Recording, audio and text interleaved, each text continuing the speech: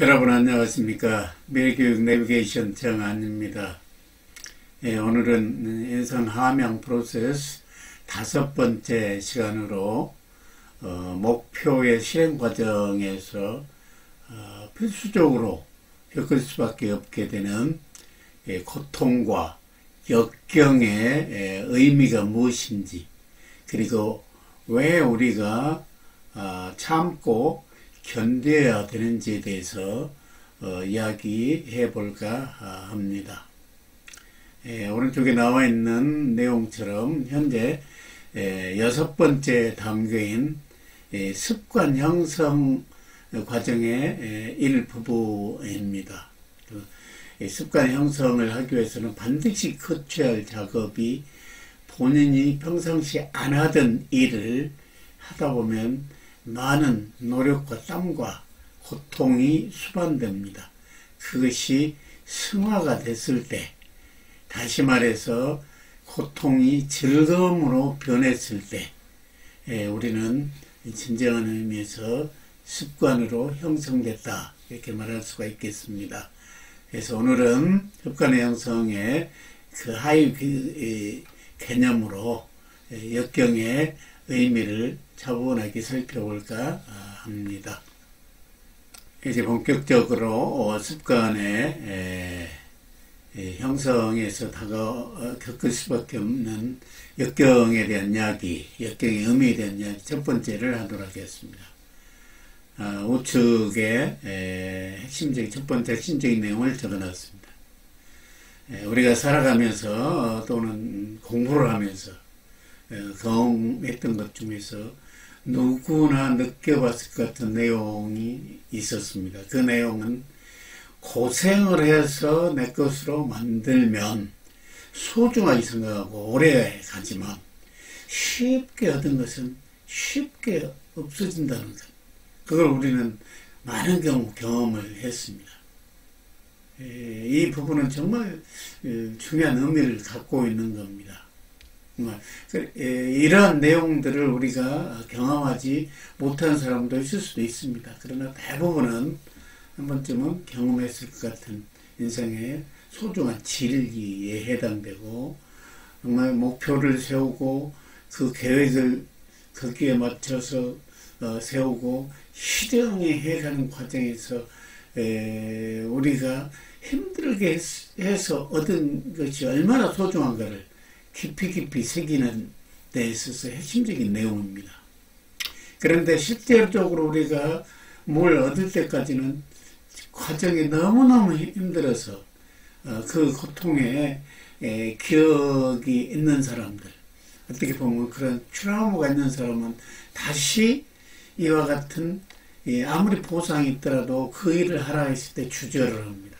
왜냐하면 힘든 기억이 다가오고 항상 떠오르기 때문입니다. 그러나 힘들었지만 그 과정을 긍정적으로 받아들이거나 그 과정을 즐기는 사람의 경우는 아무리 어려운 일이 닥치더라도 그때 경험했던 것보다 2배, 3배 고통이 오더라도 도망가지 않고 다시 부딪혀 더 큰 성취를, 또 다른 성취를 맛보려고 합니다. 따라서 힘든 과정을 거쳐서 성취를 한 것은 정말 여러분 자신이 가지고 있는 눈에 보이지 않는 커다란 잠재의식, 그 파란 초원 같은 엄청난 이 땅에 숨어있는 자기 자신의 잠재의식을 흔들어 깨우면서 자신도 상상할 수 없는 자기 위력을 발휘하게 만들어줄 겁니다. 여러분 안에 있는 이 거대한 힘이 꿈틀거릴 겁니다. 지난 시간도 얘기했지만, 그러한 대가를 지불했을 때, 뭔가 내가 고통을 받으면서 얻었던 것이 오래가고 진주같이 값진 보석이듯이 대가를 지불하면 우리는 그에 상당한 결과가 꼭 나옵니다. 그런 부분들을 우리가 평상시 얘기할 수 있습니다. 원하는 결과가 나오지 않더라도 우리는 포기해서는 안 됩니다. 여러분 발밑에 바로 1cm 밑에 금광이 있을 수 있습니다. 여기서 멈추면 안 됩니다. 두 번째는 마라토너스의 하이라는 말씀을 드려보겠습니다. 아마도 한두 번씩은 마라토너스 하이라는 말을 들어보셨을 것이라 생각합니다. 42.195km라는 인간의 한계에 도전하는 이렇게 기나긴 마라톤을 하다 보면 지극히 힘든 상태에 경험하게 되는데, 그 고비를 넘기면 다시 충만한 자신감과 힘이 생겨 계속 달릴 수 있다. 어떤 힘의 한계를 맛볼 수 있는 그 지점, 그걸 마라토너스 하이라고 합니다. 그 힘이 생겨서, 그러나 그 기간이 지났을 때는 다시 힘이 생겨 계속 달릴 수 있다라는 이론입니다. 이는 우리 신체는 극도의 고통이 다가왔을 때 그것을 무마하기 위해서, 못 느끼게 하기 위해서 내 속에서 엔도르핀이라는 화학물질을 분비합니다. 어떻게 보면 이 엔도르핀이라는 것은 마약 성분이라고 그렇게 얘기하고 있습니다. 엔도르핀을 분비하여 기분을 굉장히 이렇게 끌어올려줍니다. 업시켜줍니다. 따라서 마라톤을 여러 차례 하다 보면 처음에는 힘들었지만 이제 힘든 고비가 왔을 때 그 고통을 완화시켜주기 위해서 우리 몸에서는 엔도르핀을 분비를 이게 더 원활하게 해줍니다. 그래서 기나긴 고수를 완주하는데 고통이 조금씩 더 적어지고 견디는 힘이 생긴 겁니다. 이러한 현상이 뇌과학적으로 볼 때 인내력의 원리다. 어떻게 해서 인내력이 생기냐? 점점 몸이 그에 적응하는 겁니다.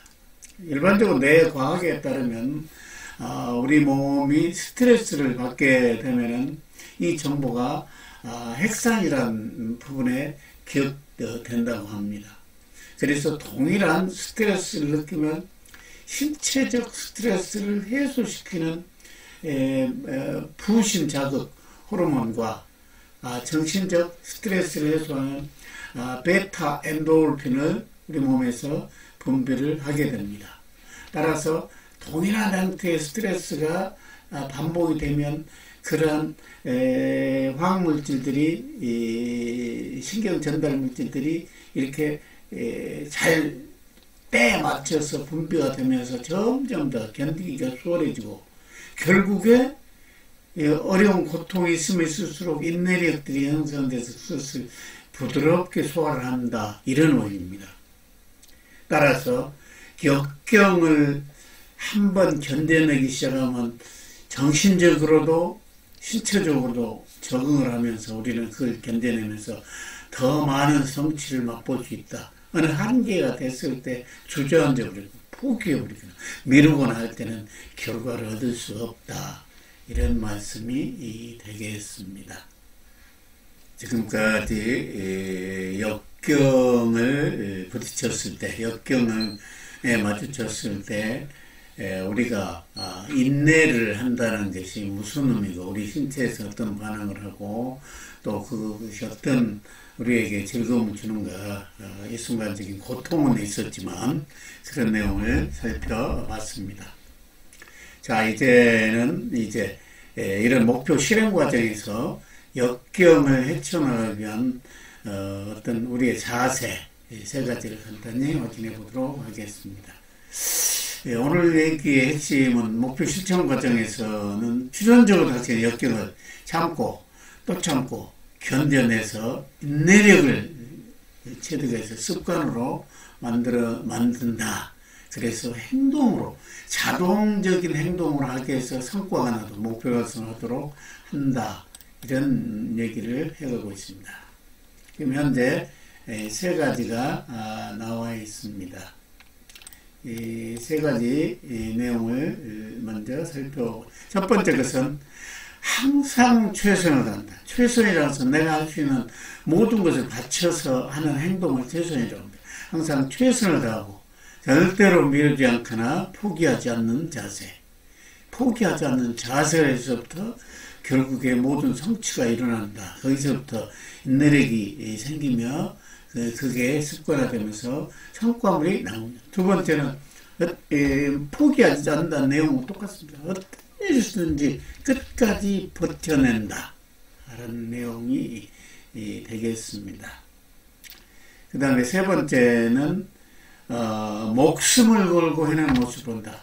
이 세상에서 제일 무서운 말이기도 하면서도 가장 효과적이고 가장 목표를 달성할 수 있는 최고의 어떤 행동 준칙이 목숨을 걸고 하겠다.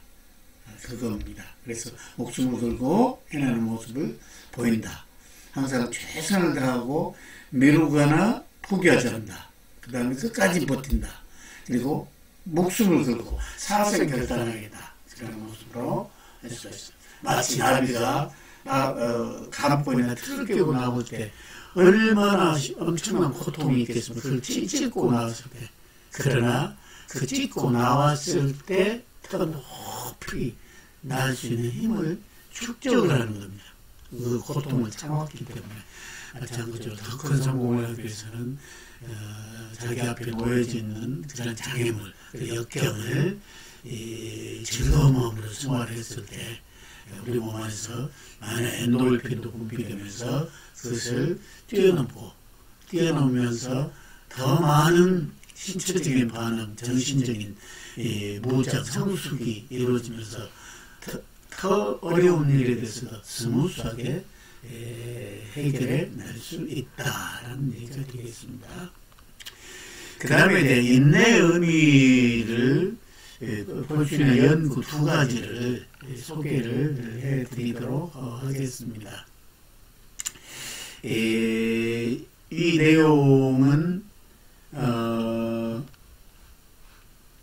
프린스턴 대와 UCLA 대학이 합동으로 연구한 것입니다. 이 내용을 쭉 읽어드리겠습니다. 프린스턴 대학교와 UCLA 합동연구팀은 2014년 발표한 논문에서 강의를 들으며 손으로 필기하는 학생과 노트북을 사용하는 학생들 간의 차이를 추적함으로써 학습과 비틀기의 상관관계를 확인해 보았다. 강의 내용을 손으로 필기하는 게 노트북에 자판을 그리는 것보다 훨씬 더 힘들고 비효율적이다.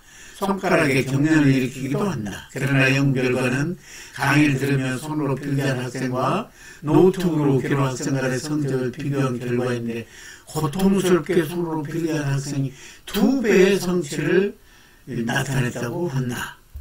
실험을 3번에 걸쳐서 했답니다. 그래서 손으로 필기한 학생이 필기자료를 가지고 공부를 많이 할 것 같다 이를 수한 후 2차 평가를 일주일 뒤에 또 했는데 결과는 1차와 똑같이 손으로 필기한 학생이 훨씬 결과가 좋았다.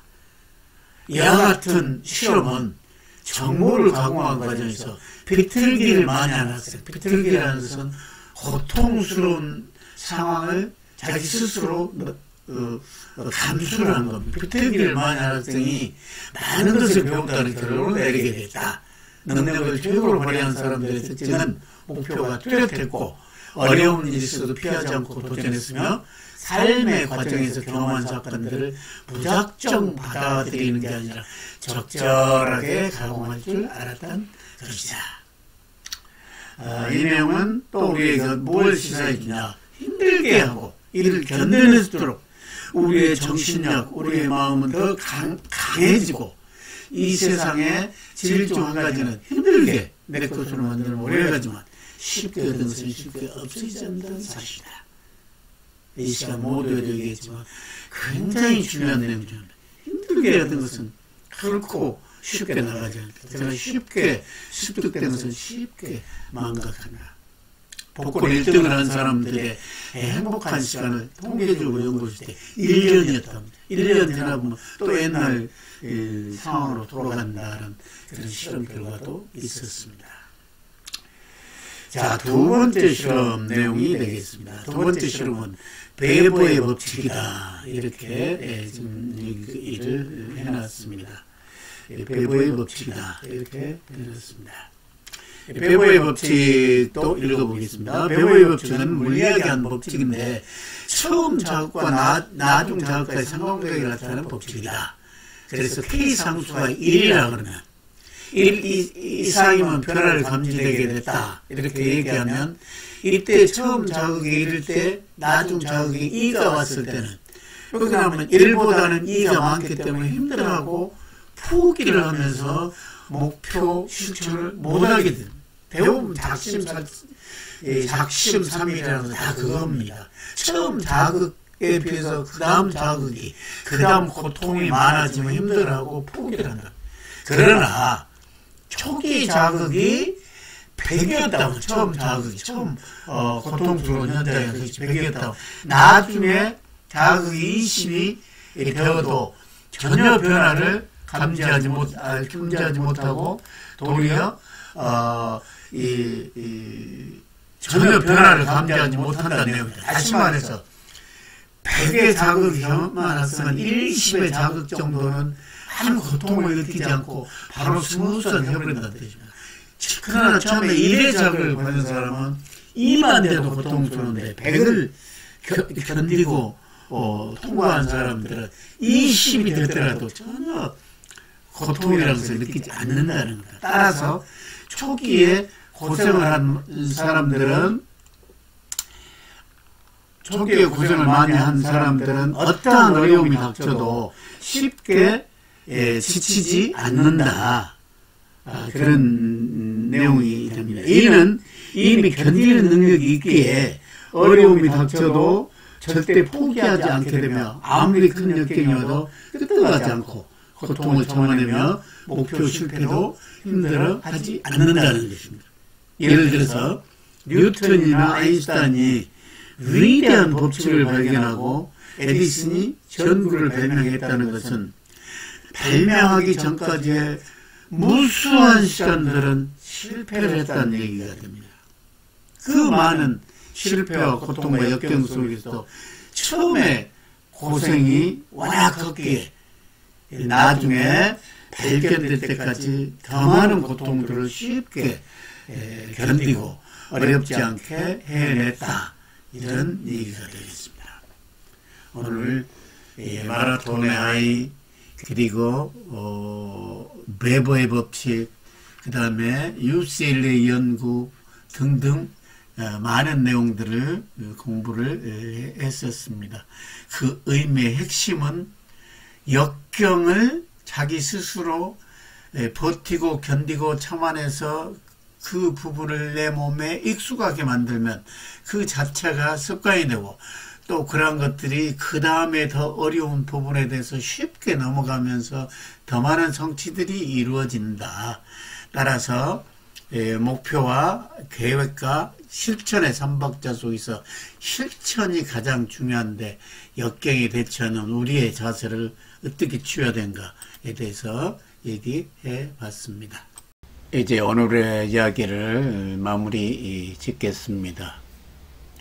우리가 목표를 정하고 계획과 또 실천하는 과정에서 힘든 일을 겪게 됐을 때 우리가 그것을 참고 견디는 것은 결코 쉽지 않습니다.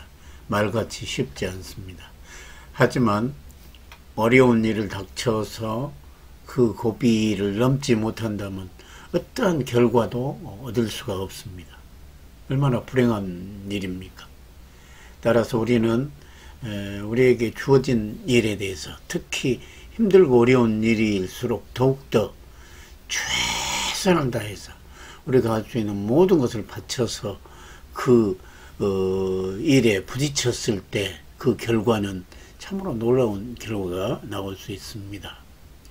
앞에서도 이야기가 됐지만 어려운 고비를 넘으면 넘을수록 우리들은 우리 몸은 우리의 정신은 그것을 견디는 힘 나아가서 그것을 즐기게 된다는 사실입니다.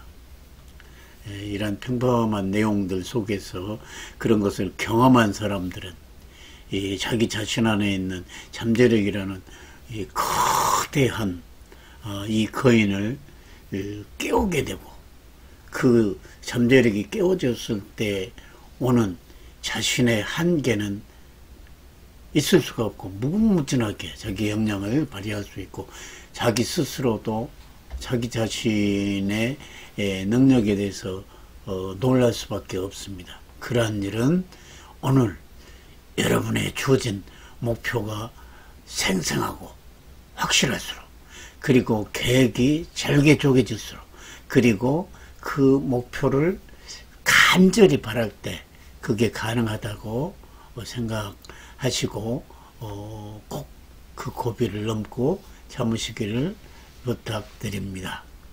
여러분들은 할 수 있습니다. 그리고 반드시 해야만 합니다.